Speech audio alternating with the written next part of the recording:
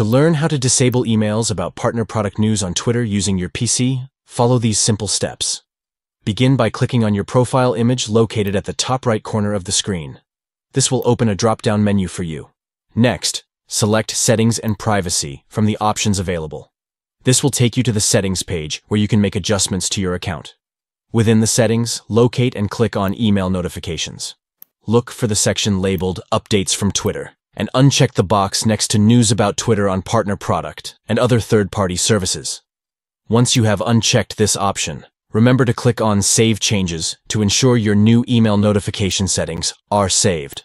By following these steps, you can easily customize your email preferences on Twitter, ensuring you only receive the notifications that matter most to you. Thank you for watching, and we hope this guide has been helpful in managing your email notifications on Twitter. Stay tuned for more helpful tips and tutorials.